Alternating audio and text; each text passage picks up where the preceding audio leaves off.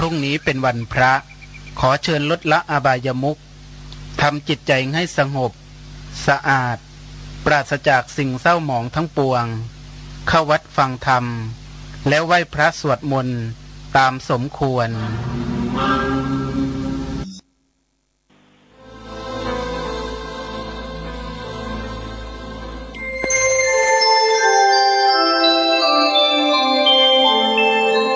ขณะนี้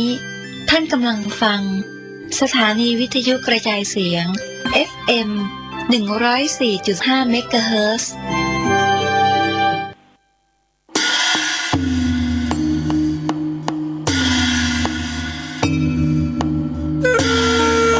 ด้วยสมณศรัทธาและมูลศรัทธาข้าพเจ้าทั้งหลายหมายมีพระมหาธิวากรคติยสิริพร้อมด้วยคณะศรัทธาวัดบ้านแพะและคณะกฐินผ้าป่าสามัคคีกรุงเทพเชียงใหม่ได้ทำการบูรณะวิหารทรงล้านนาหลังคามุงกระเบื้องดินขอประดับช่อฟ้าปานลมทำด้วยไม้สักลงทุนทรัพย์ทั้งสิ้นจำนวน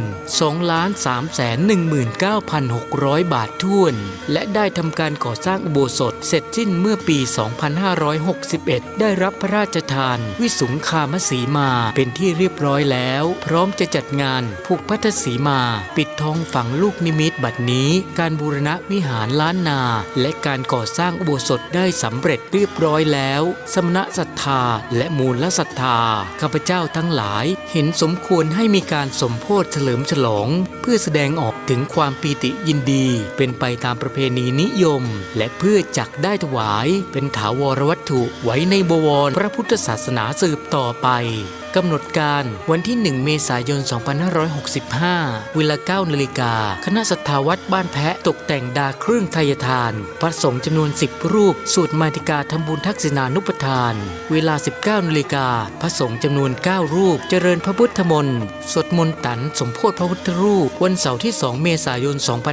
2565 เวลา 9 นาฬิกา 39 นาทีพระสงฆ์จำนวน 29 รูปเจริญพระพุทธมนต์สืบชะตาหลวงแบบล้านนาวันอาทิตย์ที่ 3 เมษายน เวลา 9 นาฬิกาเป็นต้นไปอาราธนาหัววัดต่างๆทั้งในอำเภอและต่างอำเภอแห่ต้นโคทานเข้าร่วมทำบุญตลอดวั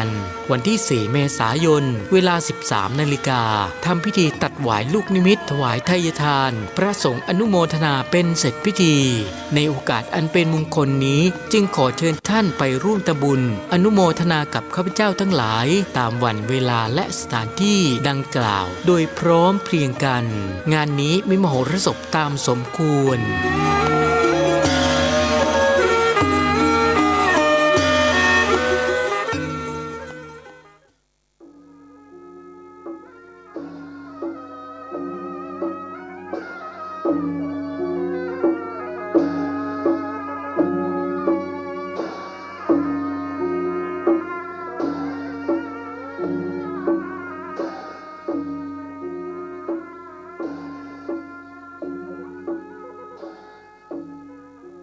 ขอความเจริญในธรรมและความผาสุกทางใจจงได้บังเกิดมีกับพ่อแม่พี่น้องท่านสาธุชนคนดีผู้รับฟังรายการนี้ทุกคนทุกท่านพร้อมกันนี้ขอยกมือ10 นิ้ว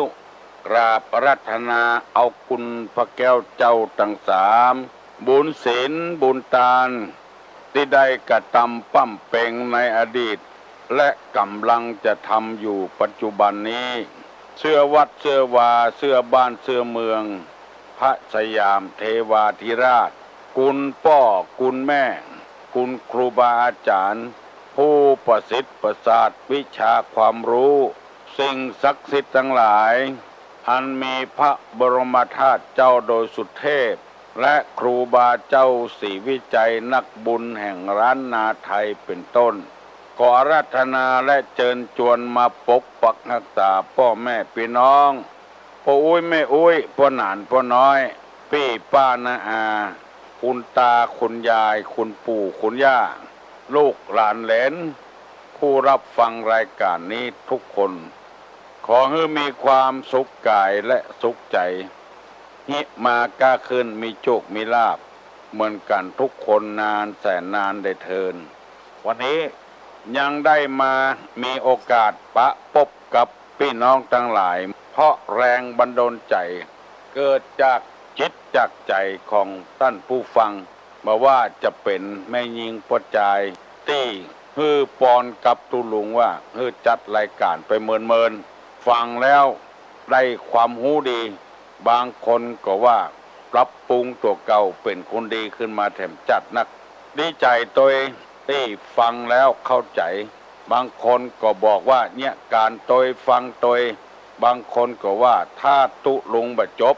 บะยอมเนี่ยการอย่างสักอย่างฟังให้เกิดความหู้เพราะมันแปลกใหม่ๆยินดีกับกูคู่กูคนที่รับฟังรายการแล้วบอกต่อกันไปตัวมีคนฟังนักขึ้นก่อนที่จะได้ดำเนินรายการนี้จนพี่น้องทั้งหลายปากันไหว้พระเป็นสิริมงคลก่อนว่าพร้อมตัวตุลุงอาลังอังสัมมาสัมพุทโธภควาพุทธังภควันตังอภิวาเทมิลาปลงสวากขาโตภควตาธัมโมธัมมังนัมมัสสามิลาบสุปฏิปันโนภควโตสาวกสังโฆสังฆังนะมามิกราบหันธรรมยังพุทธัสสะภควโตบุปาภคณะมะกะลังกะโลมะเสนะโมตัสสะภะคะวะโตอะระหะโตสัมมาสัมพุทธัสสะนะโมตัสสะภะคะวะโตอะระหะโตสัมมาสัมพุทธัสสะนะโมตัสสะภะคะวะโตอะระหะโตสัมมาสัมพุทธัสสะพุทธังสรณังกัจฉามิธัมมังสรณังกัจฉามิสังฆังสรณังกัจฉามิตุติยัมปิพุทธังสรณังกัจฉามิตุติยัมปิธัมมังสรณังกัจฉามิตุติยัมปิสังฆังสรณังกัจฉามิตติยัมปิพุทธังสรณังกัจฉามิตติยัมปิธัมมังสรณังกัจฉามิตติยัมปิสังฆังสรณังกัจฉามิอิติปิโสภะคะวาอะระหังสัมมาสัมพุทโธวิชชาจารณะสัมปันโนสุขโตโลกวิทูอนุตตโลปุริสะธรรมสารถิสัทธาเทวะมนุษย์สานังพุทโธภควาติสวากขาโตภควตาธัมโม สันติติโกอากาลิโกเอหิปัสสิโกโอปนะยิโกปัจจัตตังเวทิตตโพวินโยหิติสุปฏิปันโนภควโตสาวกสังโฆอุจุปฏิปันโนภควโตสาวกสังโฆญาญาปฏิปันโนภควโตสาวกสังโฆสามิจิปฏิปันโนภควโตสาวกสังโฆญาติตังจัตตาลิปุริสายุคาเนอัฏฐาปุริสาปุคลาเอสาภควโตสาวกสังโฆอาหุไนโยปาหุไนโยตักขิไนโยอัญจลิกาละนิโยอนุตตะลัง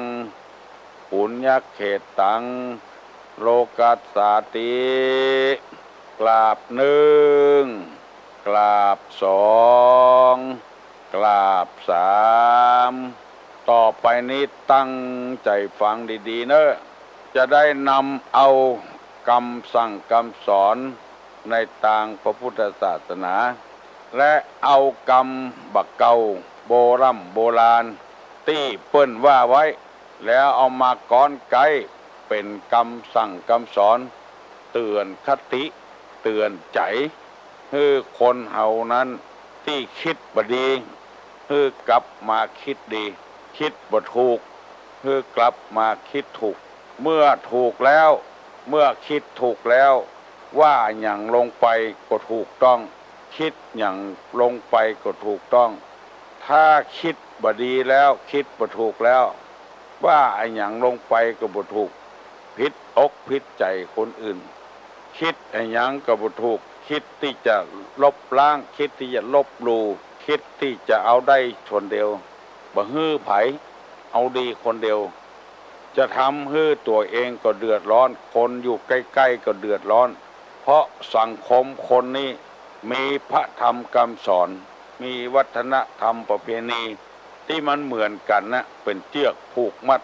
ถ้าบ่มีวัฒนธรรมประเพณีพระธรรมคำสอนนี้มันจะแตกไปคนที่คนต่างทำบ่เหมือนกันเนี่ยบ่เหมือนกันขัดแย้งกันตลอดเวลาเพราะต้องการความสุขที่พุทธภาษิตว่าสุขาสังคสะสามัคคีความพร้อมเพรียงของหมู่ทำให้เกิดสุขไปถึงจุดหมายปลายทางที่เขาเดือดร้อนถึงวันนี่เดือดร้อนเพราะเขาทุกข์เขาบ่ม่วนบ่สบายใจและเขาบ่มีทางแก้แล้วไผแก้ก็บ่ได้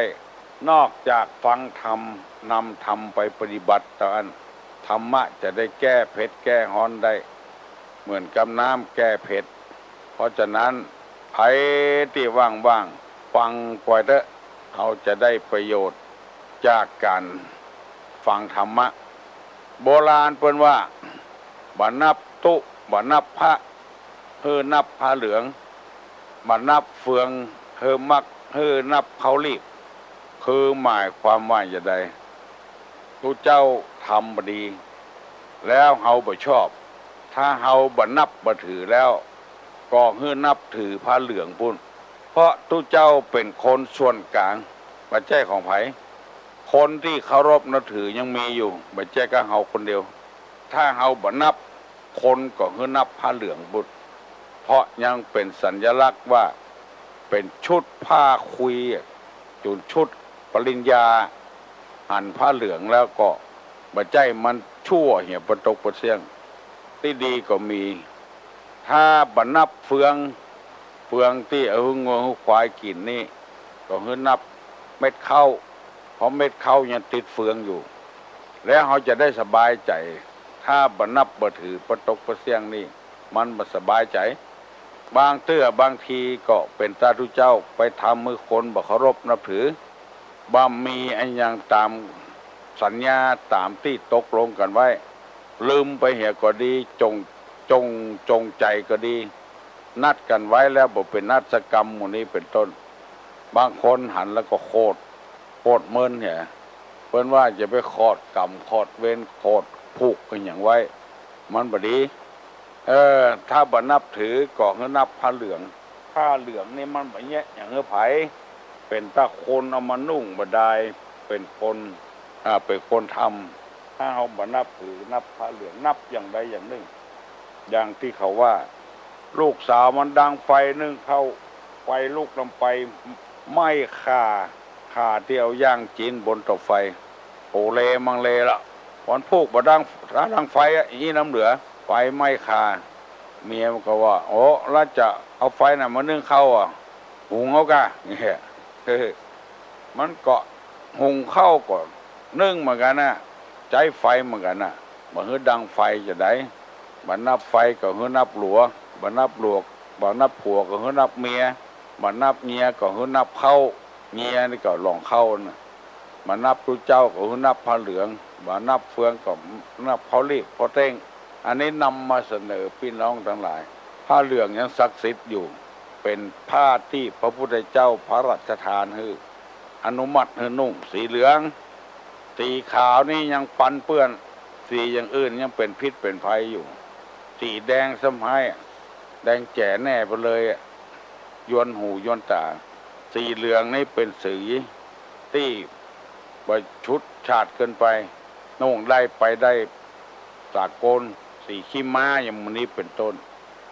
ต่อไปนี้เนอะวันนี้ตูลุงจะได้นำเอากรรมที่ว่าแม่ยิงที่ผัวจ้างละนั้นเพราะอะไรอย่างเอาละผัวขี้ละเป็นหูกี่ผัวบุญพ่อจายบวช3 เตื้อแม่ยิงเอาผัว3 คนถึงจะเอาคนต่างวาระเอาละ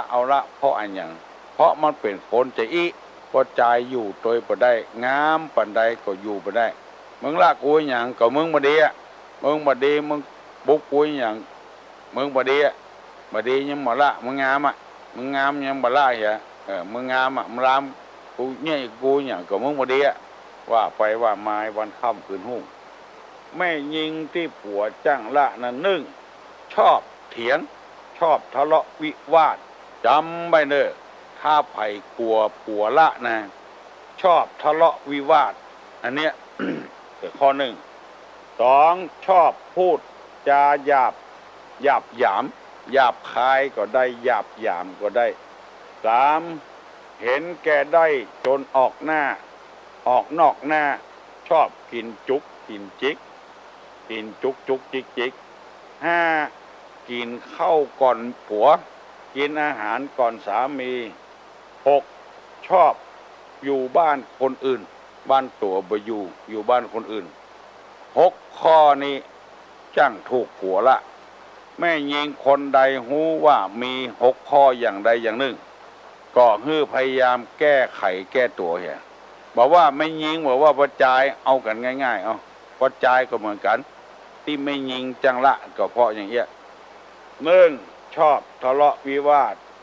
2ชอบพูดจาหยาบหยาม3เห็นแก่ได้จนออกหน้า4ชอบกินจุกจิก5กินอาหารก่อนสามี6ชอบอยู่บ้านคนอื่นปอดใจถ้าเป็นอย่างอี้ก็ไม่ยิงจังละมาอยู่ตัวแม่ยิงถ้าเป็นอย่างอี้ก็ปอดใจจังละทิ้งเตื้อเอาลูกไว้ฮื้อเป็น3 คน4 คนเลี้ยงบ่แปะเอาไปฮื้อแม่เลี้ยงป่อเลี้ยงตัวแถมถูกมันต้องมีมูลเหตุสาเหตุที่เอานำมาเสนอนี่ก็บ่ใจว่าฮื้อไผสักคนเนอะนำมาเสนอไปอย่างนั้นนะถูกตัดไผก็ฮื้อพยายามแก้ไขเหียบ่ถูกก็แล้วไปปี้หูปี้ปองน้องหูน้องกาวจ้อยเหกันตักเตือนไปอย่างเงี้ยถึงวันเพราะมันเป็นหน้าที่ของพระสงฆ์พระเจ้าที่อยู่ในวัดในวาวัดใจทั้ง4กินของเปิ้นใจของเปิ้น1อาหาร2ผ้านุ่งห่ม3ที่อยู่ที่อาศัย4ยารักษาโรคต้องอาศัยเจ้าบ้านเจ้าจองกินของเปิ้นไปถึงวันแล้วบ่ได้ทรายบ่ได้แตนเปิ้นโบราณเพิ่นว่าเป็นขี้เปอะปอกหางหมูเป็นหนี้เป็นศีลเปิ้นเหมือนหอยติดเข็ดจนยกบ่ออกหางหมูจนต้วงบ่ได้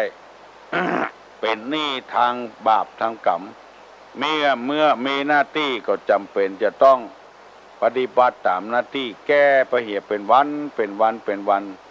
คนใดกึดใจได้ก็เอาไปปฏิบัติแก้ไขปรับปรุงนิสัยมีหลายคนบอกว่าปรับปรุงนิสัยตัวเก่าจนดีขึ้นมาหลายที่ละ หลายอย่างละบัดนี้จะขอเมตตาเวลาอธิบายให้ฟังชอบทะเลาะวิวาทคือมีเจตนาบดีชอบก่อเรื่องขึ้นมาจะมาพิษมาเถียงกันคนเฮาถ้าพิษกันตึงวันบ่อยเข้ามันก็เบื่อกันมันมีความสุข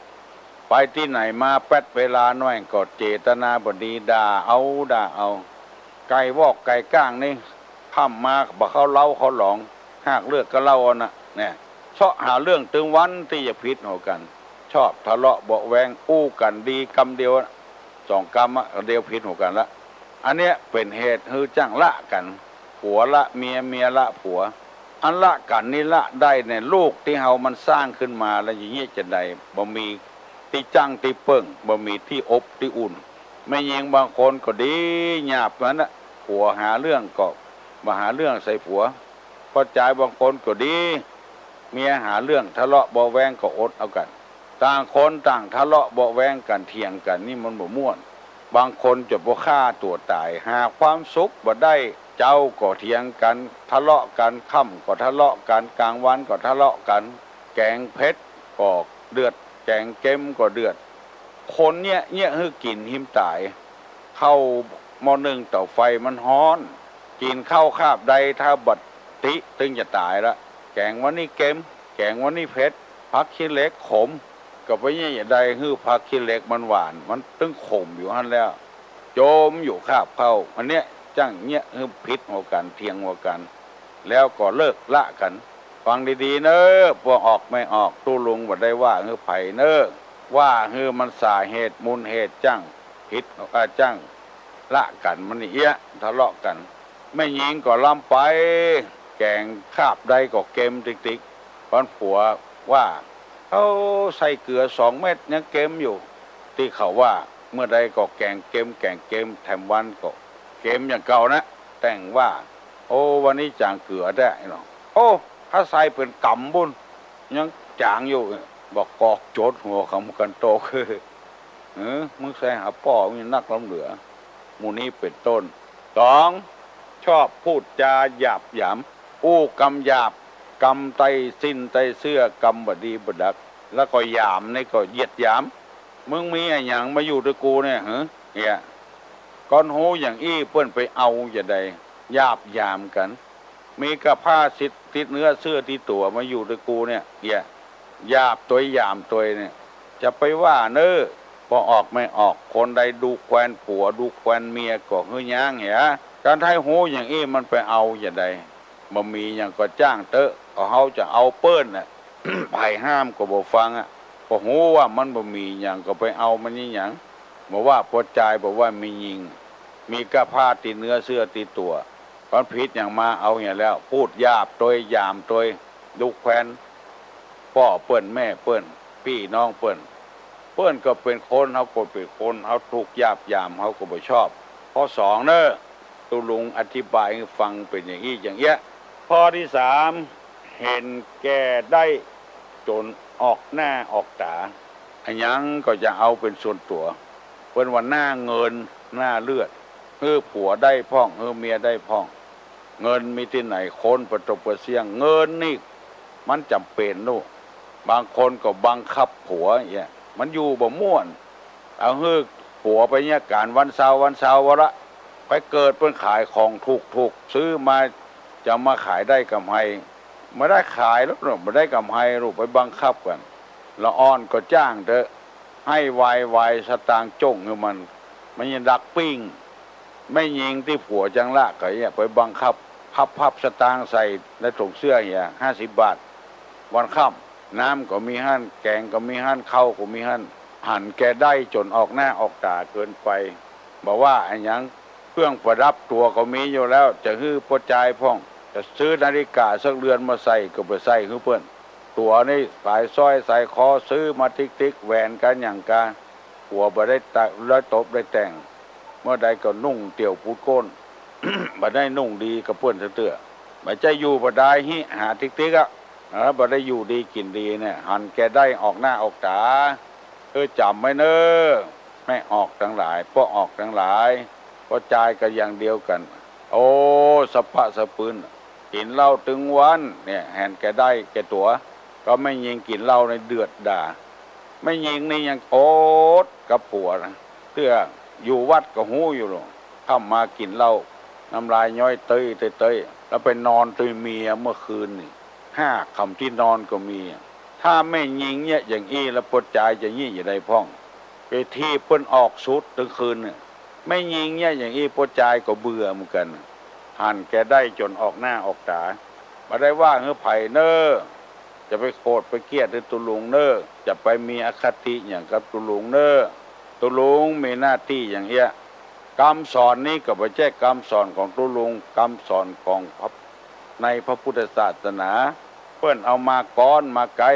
จากภาษาบาลีมาเป็นคำไทยฟังง่ายเข้าใจง่ายคนเอามีอคติต่อกันนี่บ่ม่วนโกรธให้ทุเจ้าโดยทุเจ้าบ่มีความผิดยังบาปเนอจะไปโกรธไปเกลียดไปมีคติอย่างตุลุงเนอเอามาเสนอให้ฟังบ่ได้บ่ฟังก็แล้วไป ข้อสี่ชอบกินจุกกินจิกบ่เป็นคาบบ่เป็นมือมักง่ายใจง่ายชอบจุกจุกจิกจิกก็ดีกินจุกกินจิกก็ดีบ่มีสาระบ่มีประโยชน์อันนี้บ่มีคำสอนเท่าใดชอบกินจุกกินจิกนี่ข้อห้ากินอาหารก่อนกันก่อนโดยเฉพาะอย่างยิ่งก็คือไม่ออกไม่ยิงเนี่ยกินก่อนผัวลักซ่อนบ่ฮื้อผัวได้กินบ่ฮื้อพ่อฮื้อแม่ได้กินลักกินก่อนซ่อนกินลุนฮักผัวน้ำไปพ่อแม่บ่ได้กินลักซ่อนไว้ฮื้อผัวฮักพี่ฮักน้องเกินไปมีไอ้หยังเปิ้นมาเอี่ยวมาแหวงพี่น้องทั้งพ่อทั้งแม่มาเอี่ยวมาแหวงเอาลักฮื้อพี่น้องทั้งพ่อทั้งตัวผัวหมูสึกหูมาลุนก็พิษหัวกันละอันนี้เพื่อห้องว่ากินก่อนกันกินโดยกันนั้นมีก็เสี่ยงไปแล้วก็แล้วไปหมดก็หมดไปมันแจ้งต่อไฟมันใส่ต่อน้ำอันข้อที่หกข้อสุดท้ายนี่ชอบอยู่บ้านคนอื่นบ้านตัวบอยู่กินเข้าไงแล้วก็ไปบ้านคนอื่นแจ้งกับไปบ้านคนอื่นแจ้อยู่บ้านคนอื่นวันค่ำบ้านตัวนี่บอยู่ผ้าเต็มกระมังบะซักไปแจ้บ้านเปิ้นปุ่นเล่าขวานเปิ้นถ้วยจอนแจ้น้ำอยู่หั่น2 วัน 3 วันละบะล้างบะถูบะล้างบะตากห่อเฮือน6ลุงลังบะเจ็ดบะถูบะกวาดบะเพี้ยวไปแจ้อยู่บ้านเปิ้นปุ่นห้องเมื่อใดก็มีบ้านเปิ้นพวกบ้านตัวบ่อยู่อันนี้เปิ้นห้องกันว่าไม่ยิงที่ผัวจังละก็จ่ายที่เมียจังละเป็นคนอย่างเงี้ยมาฮื้อความอบอุ่นภายในครอบครัวยังมีทำโนกรรมบะเก่าพูดว่าไม่ยิงไม่ยังไม่กลางไก่หัวไม่หัวไก่คมไม่จมภาวนาแม่กะลาก้นหัวอย่างวันเนี้ยกรรมอย่างนี้ทุลุงขลืมไปละนำมาเสนอให้พี่น้องทั้งหลายได้ฟังมีหลายคนว่าโอ้ฟังวันใดก็ม่วนเข้มข้นคือติ๊กถูกแตะดีแตะทุลุงก็ยินดีโต้ย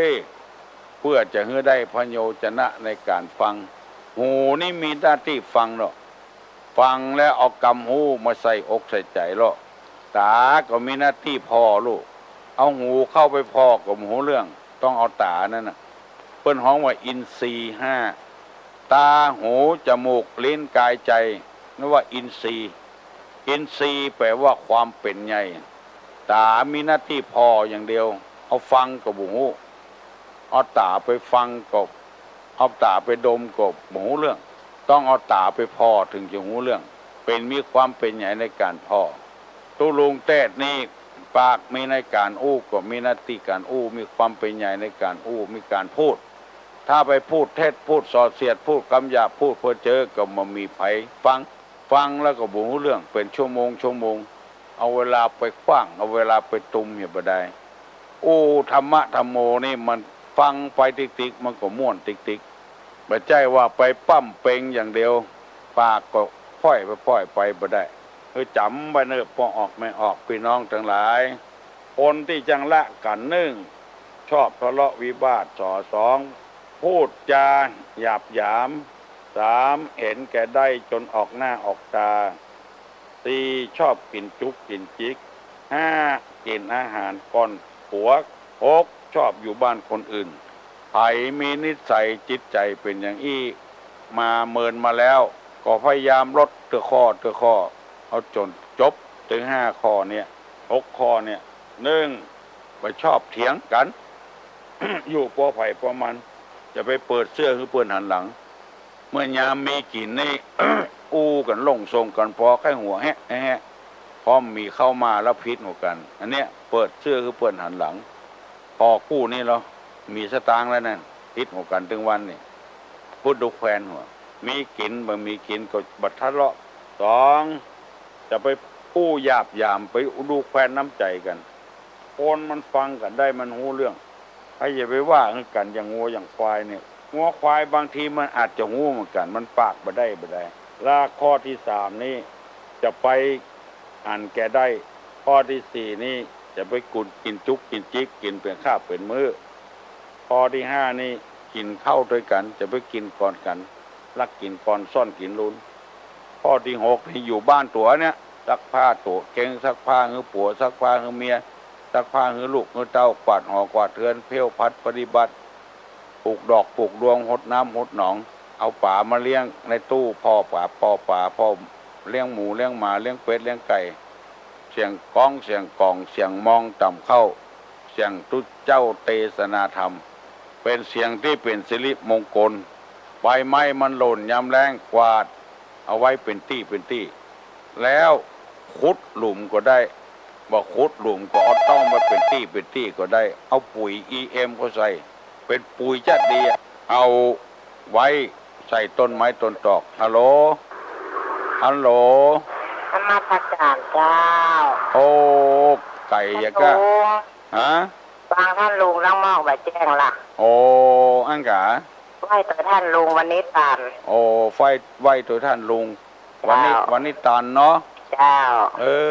หนังหมูเจ้าโอ้ม่วนอะไรหรอม่วนแหละเจ้าว่าตึงว่าอย่างนี้น่าสอนอ่อนนะเขาต้องหมูพุทธังมันได้ถูกทำไมนี่แย่เลยนะท่านลุงฮะทำไมนี่แย่เลยเนาะสมัยนี้แย่เขาบอกให้พวกทำโมอย่างนะโอ้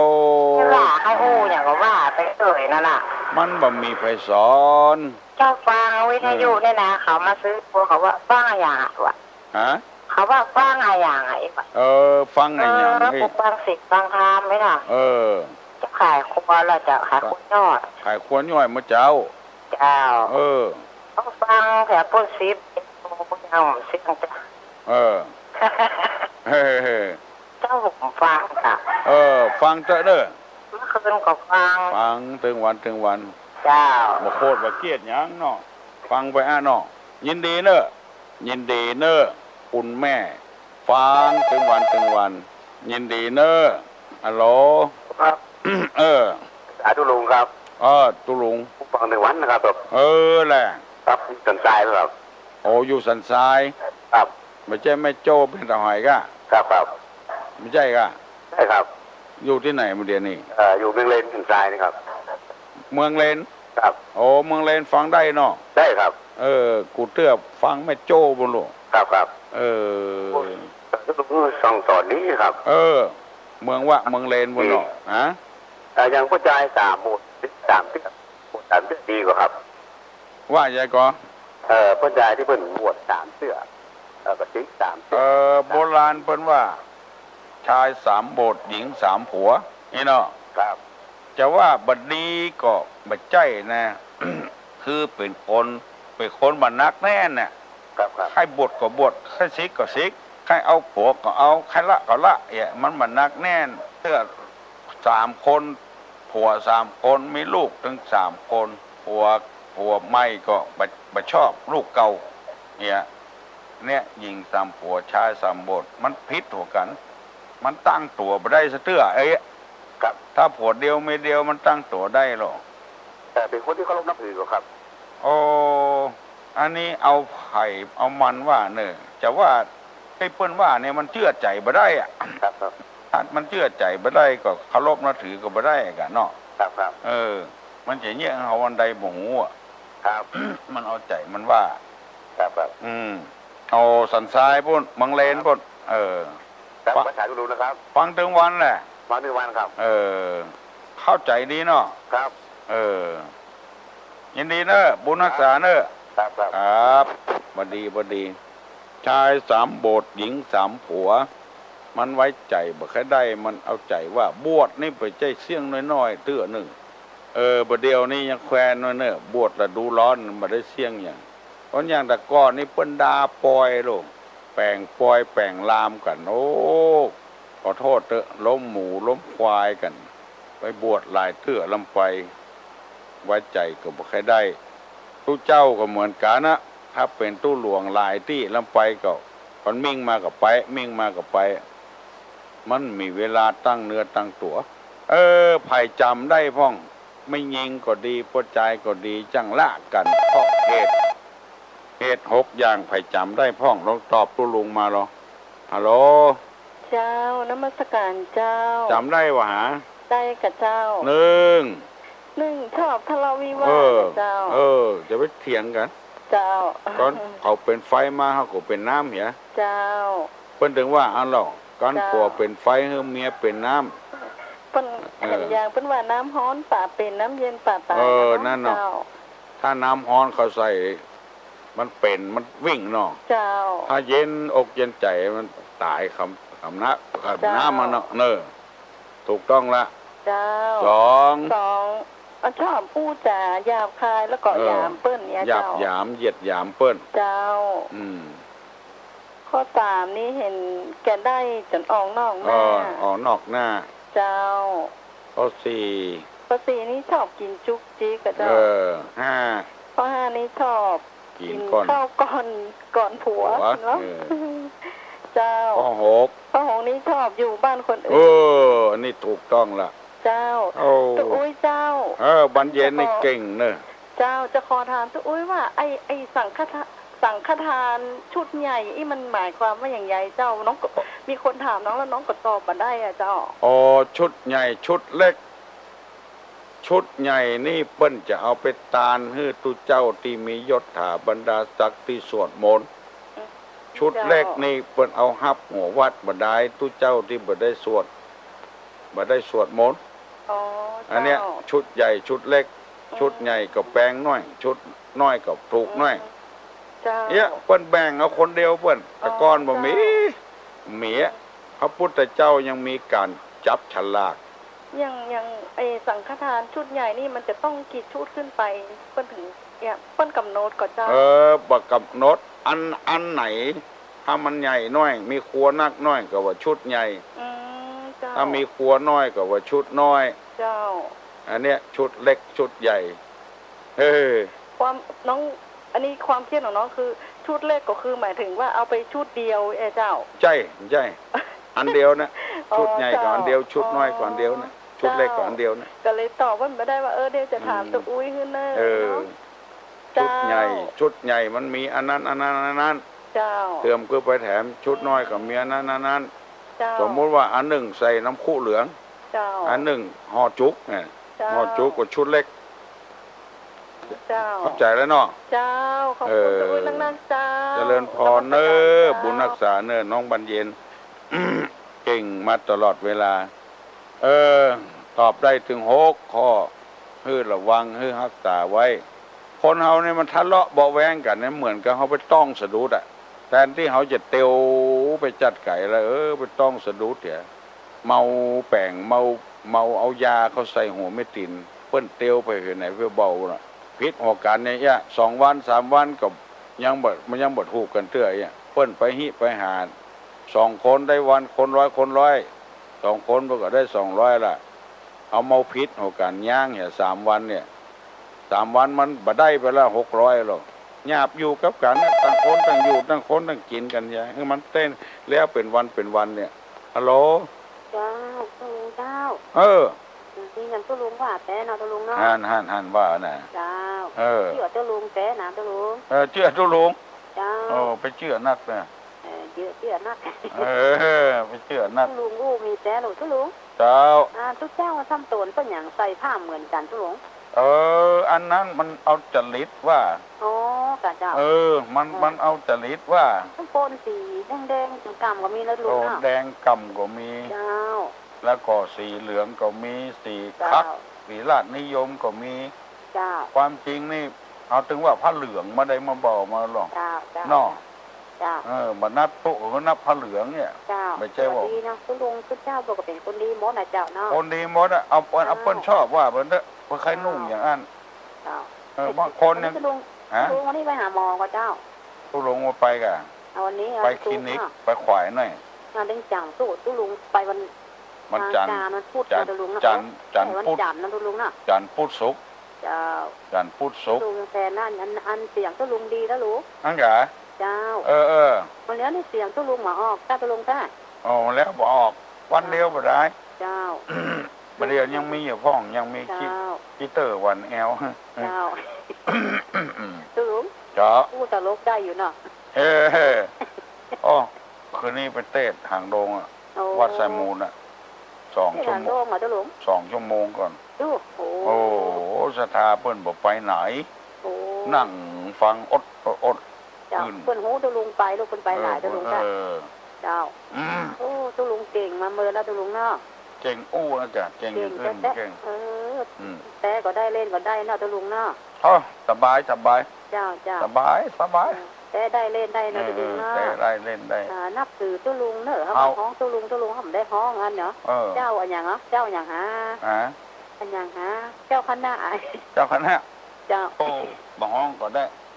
จะหาอันอย่างเปิ้นเอามาฮื้อบัดไดปีได้ห้าปีตุลุงได้ห้าหมดแล้วน่ายังไปอยู่เนาะเจ้าหน้าได้หนังสืออยู่ตุลุงได้หนังสือที่เราเรียกคุณน้ามา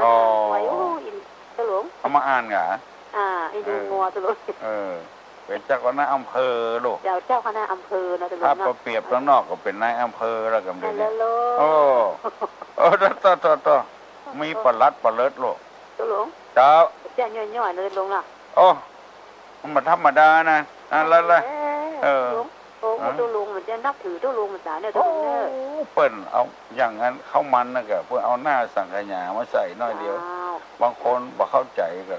วันเกิดที่ไปแน่นอนเนี่ยวันเกิดตุลุงนั่นเนอะมาเนอะเอาไปมาจนได้จนเป็นเนอะเจ้ามีอย่างเอามาทานด้วยกันกินด้วยกันเจ้าได้กับเจ้ากันเนาะเอาอย่างมาก็ได้เจ้าก็เป็นอย่างเจ้าได้กันเนาะเสื้อติดตัวเจ้าบุญรักษาเนอะบุญรักษาเนอะเจ้าขอบคุณเจ้ายินดีกับผู้คนที่หันความดีความชอบอยู่มาโอ้ตัวลงเด้อเนอะ1211058ฮัลโหลครับไว้สาครับโอ้ไว้สาว่าเป้าหรอครับโอเวงป้าเป่าครับเนี่ยตุลุงว่าตะกี้เนี่ยมันมันถึงแม่นเนี่ยแม่นนะเนาะต้องว่าไก่นะเอาจะใกล้กันเนี่ยโอ้ปีผมมันเนี่ยตุว่าเนี่ยคิดกันทั้งวันเนาะปีผมนะครับปีครับเนี่ยนี่คิดนะครับมันมันเอาบ้านเปิดเป็นบ้านตัวห้องเหมือนกับว่าแต่ว่าน่ะเป็นใครที่เป็นคนรวยที่เป็นในหน้าปีกี้ข้าวทำประกันเวลาเอาหวานน่ะคิดเป็นนอกที่จะไม่สอนฮะอันทำเวลาเอามาเล่านี่มาเล่ามันต้องอู้ก็ฮะเขากินเหล้าเขาเคยอู้เหตุผลมาเขาอู้ด้วยมันคิดเป็นนอกจะไม่สอนฮะเรื่องอันน่ะแต่มันจะนอกอย่างตู้ว่าอย่างไรมีอย่างแต่รู้สังเกตของคนเขาเนี่ยเอาแหวนวงตัวเก่าเนี่ยมันต้องไปพอเป็นพวกคนนะพอถ้าไปไก่ครับเอาพี่เอาน้องเขาเนี่ยไรบ้านเขาเนี่ยเนาะครับเขาทำดีเขาก็พอด้วยดีก็พอด้วยเนาะครับเนี่ยผมก็สอนน้องเสี่ยผมก็ไปหาตุหาพระไปเลยมาถึงผมไปหูไปหามาผมไปสอนนั่นแหละพี่น้องไปสอนแค่พวกมันลึงเนี่ยดูครับลึงเนาะเอาหัวกับยังตัวนะเอาละนั่นอันนี้มันได้เล่าพี่น้องกันนะฟังความจริงเนี่ยครับมันไม่ได้ตั้งเนื้อตั้งตัวลูกเนาะครับเพราะอย่างมีกิ่งนั่นแหละละกับพวกเหี้ยละครับอย่างเขาสารปุ๋ยไปแล้วสักเตือเเหี้ยมันได้เม้มสักเตือเนาะมันได้ใจสักเตือครับก็คนมันจะด้วยคิดกันไหมอย่างมันจะด้วยไปเอาแต่นะอย่างก็รู้ว่าเนาะครับตัวแต่ผมว่าตัวผมฟังตึงวันนะครับฟังตัวตึงวันนะครับแต่ผมโทรมาตามมันได้ครับตอนตึงวันนะครับไว้ผ่าตึงครับเวียงเป้าเนาะครับสถาบันอย่างบ้านตรง5ครับสถาตรง5ไปกะผมจำได้เนี่ยผมเป็นร้อนก็อย่างเงี้ยตู้ได้ไปเตะครั้งนึงนะครับตรง5ตำบลอย่างสันสลีเวียงเป้าสันสลีไปกะเวียงเป้าครับหนาวเมื่อเจ้านี่หนาวอยู่เนาะคุณเวงเนาะครับหมอกให้มันดีครับให้มันดีเนาะครับเมื่อวันฮ้อนแต่ครับบุญรักษาเนอะครับครับผมวันนี้ไก่เนอะเวียงปะเป้าเบิ่งก่อนไปตังดีให้ไปผ่าวีงิ้วเท่าไปเวียงปะเป้าให้ไปงิ้วเท่าผ่าวีอ๋อมาสแกนเจ้าตุลุนั่นมีใครถามนะเจ้าถามแหละโทรมาถามมาเดี๋ยวนะเจ้าเดี๋ยวปออู้นะเจ้านี่ปออู้อ่ะเจ้าฮัลโหลภาษาตุลุงครับครับปอ เออ อันนี้เคยถามมันทางตุลุงเป็นว่าเฮียนมันมี2 จานนะครับแล้วก็ตัวตังบนนั้นขายเป็นอย่างแล้วก็เหลียทั้งลุ่ม อันนี้เขาจะเอาคือเอาแปะเอาก่อนนั่นไปใช่ให้จะได้ก็เฮือนหลังเดียวมันเป็นอย่างเนอะฮะเฮือนหลังเดียวได้หลังเดียวได้ ถ้าหลายหลังนี่หลายหลังนี่หมายความว่า เอาที่อื่นมาเปาะนี่บดีครับถ้าหลังเดียวกว่านั้นบ่เป็นอย่างเนอะครับ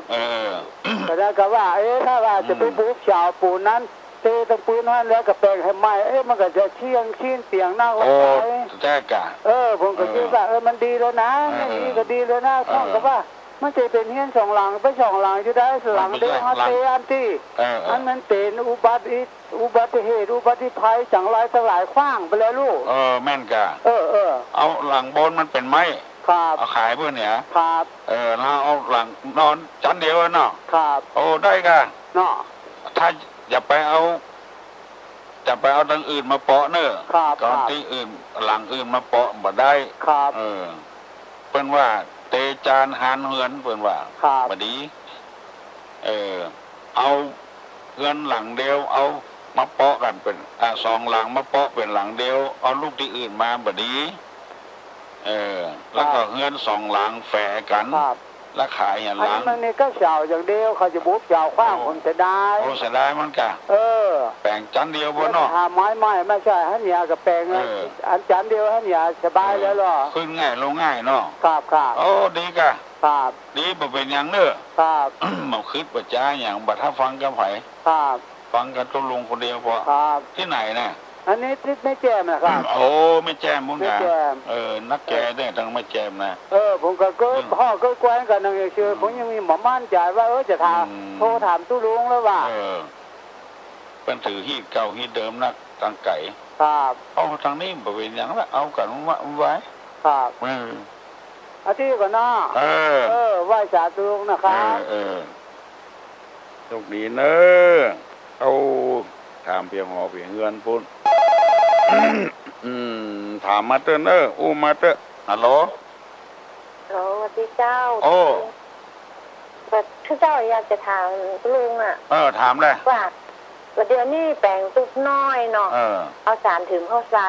แล้วว่าจะแปลงแฮมตี้ไปชื่อแปลงทีเดียวฮะนะแปลงแฮมตี้แล้วจะเอาลอนเข้ามุงแล้วก็จะเอาถือเหมือนเก่าหน้าไปใส่ได้ก็เจ้าได้กะได้เป็นยังเนาะใส่เตอร์เอาตูบอย่างเจ้าตูบเป็นยังตูบเอาไปเอาอยู่กันเอาขายครัวกันที่เจ้าแปลงตูบยางห่างเฮือนมุ้งสังกะสีแล้วเดี๋ยวนี้เจ้าจะเตะหลังนั่นแล้วจะแปลงไม้แล้วก็ซื้อร้อนใส่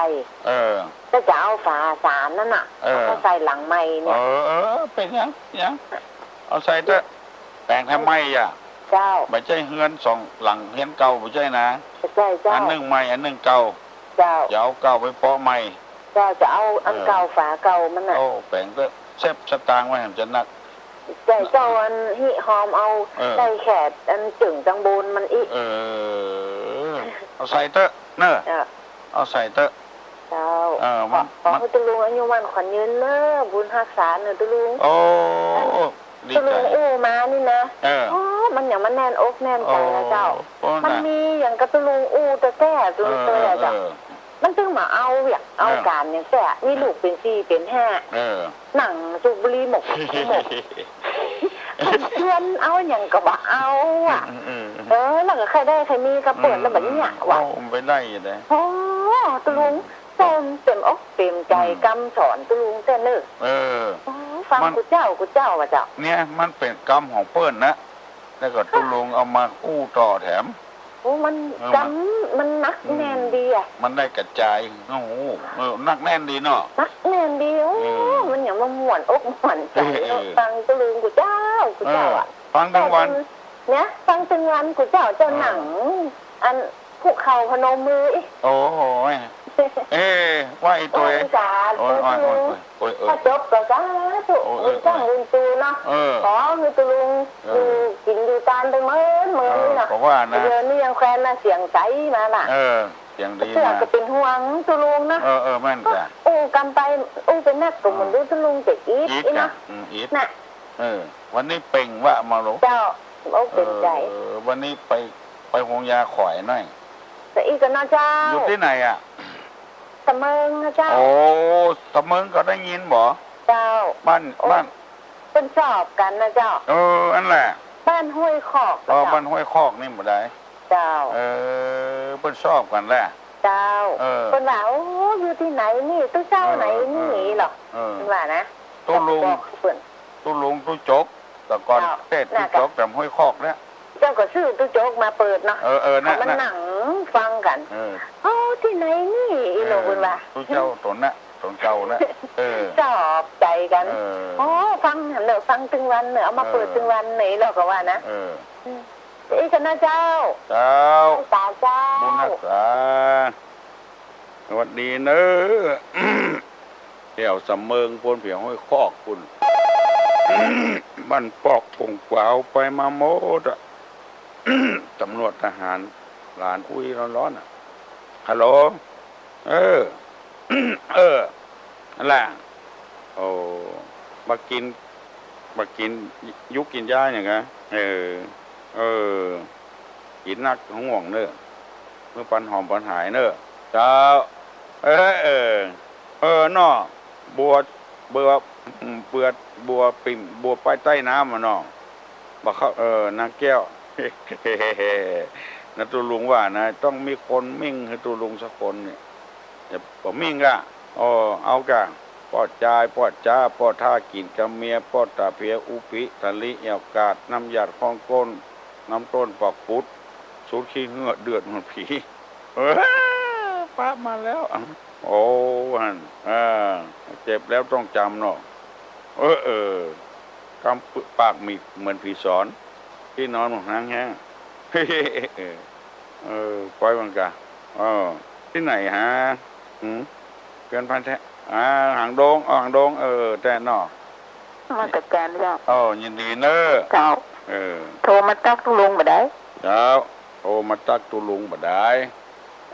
มีทำก็หาถ้าบ่มีก็จะปันศีลปันปอนนะเนอะว่า7:00แล้วพอทำสาย1210058บอกว่าใกล้บอกว่าไกลเอาแล้วสุดท้ายแล้วรุดไปเห็นแล้ว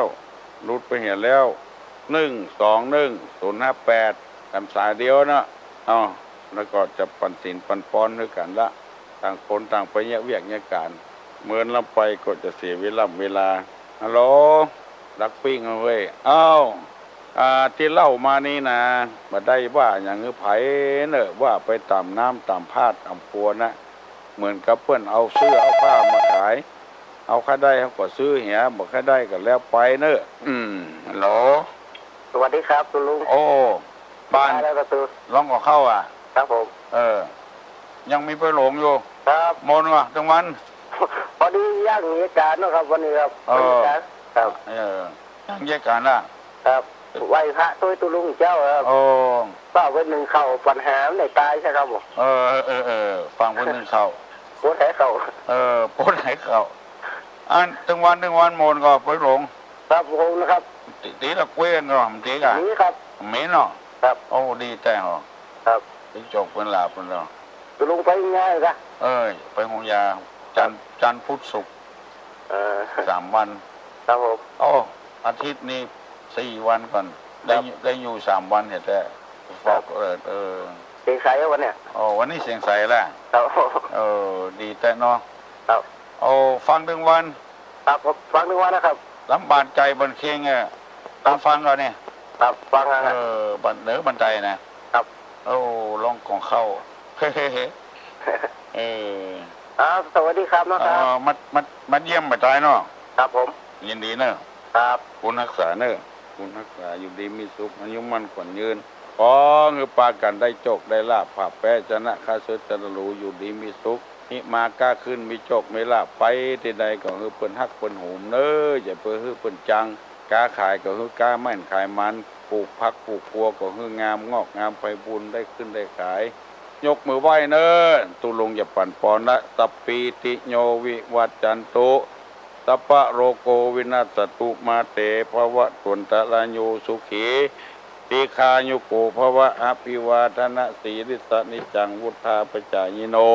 จัตตาโลธรรมาวัฏันติอายุวันโนสุขังปลัง